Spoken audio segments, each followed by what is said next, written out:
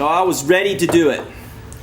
Wasn't there shortly after that at my beloved pipeline I get launched from a wave and drilled into the reef and smashed my face, dislocate my shoulder, get totally annihilated on a wave, and complete disaster, lose my job, go into debt and those types of things.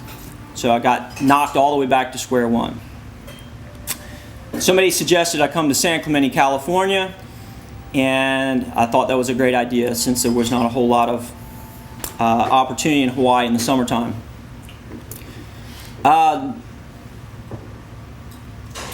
When I thought about it with this new life plan type of attitude that I had, my mission was totally different. I gathered all the information I could get, and where do I want to be? And at that time, Stewart Surfboards here in San Clemente was the biggest surfboard maker in the world. They made more surfboards than anywhere. The factory ran 24 hours a day. I said, that's where I'm going to go work. I'm in Hawaii. I don't know Bill Stewart. I don't know anything. Never been here. And I told everybody in Hawaii, I'm going to work for Bill Stewart. See y'all later. And there was another company called Lost, who was Matt Biles was a friend of a friend, and he painted boards the same way I did with these paint pens. The only other guy in the world that I knew that did that. And I said, and I'm going to go work for Matt too. Those are two people I'm going to go work for. Didn't know either one of them. I showed up here, and within probably 3 days of being in San Clemente, I had a job at Bill Stewart's, and I was painting Matt Biles' surfboards at Lost.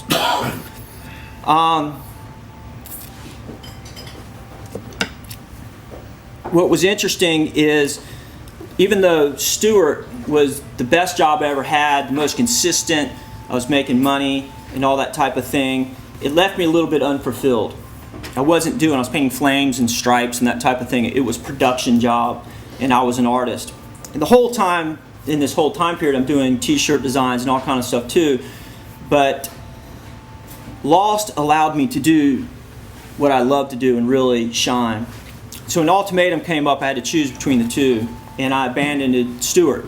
I left there, and everybody thought I was crazy because that was the secure job, and this was this fledgling thing that was dirty and had nothing going on really.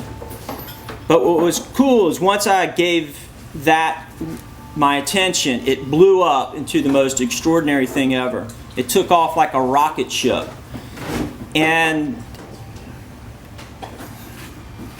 got slides going with that? And it just allowed me to grow so much quicker. And with that, those boards went all out throughout the world. We went from like the smallest surf company to the biggest surf company in a matter of 3 years. Matt and I traveled all around the world painting surfboards and making surfboards. We went to Europe, Spain, Spain and France and Europe, Japan, Australia. We went to Tahiti. We went to South America, places like Peru and Brazil. And it was totally awesome. I mean, unbelievable, dream come true. I had the best riders in the world getting shots in magazines with my boards. And what was unique is I signed all these boards, and there was my unique style. If you saw a picture in the magazine of one of my boards, you knew it was mine. And that was a good decision, leaving Stewart, because that's what it allowed me to do. With those other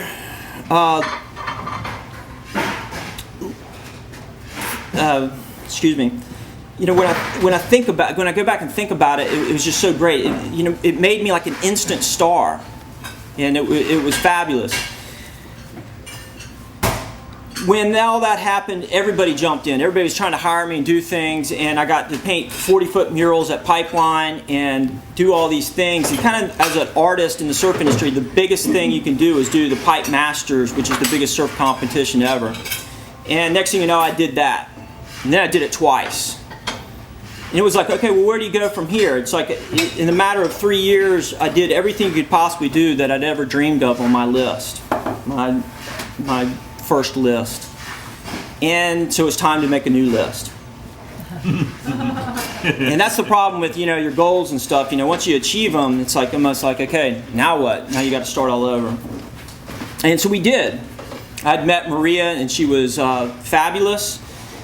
And I wanted to make a new life for myself, which didn't really depend upon companies. I wanted to be my own entity and be in control of my own life. Some of the things that I wrote on my list is that I want a wife. I want a wife that wants to be in business with me so that our business and our life are seamless. I want children. I want our children to travel with us around the world, visiting friends and family all over the world. I want to expose them to everything, and our whole life is this one encompassing thing with our art. And it's worked out beautifully. I think now we need to make another list to see where we want to go, what we want to do. This board up here, if any of you have time to look at it, kind of shows what our life is about. Traveling, creating art, surfing, inspiring other artists, kids, people to really reach for their dreams. And you know, a lot of what Gwen said just really was so perfect for me in this speech, because I always tell people everything you ever wanted is this far away from you. It's right here. You just got to decide to take it. And it's been totally true for me, not just on the art level, but on the life level. And it is a fabulous ride. I cannot wait to see what happens next for me. Thank you very much.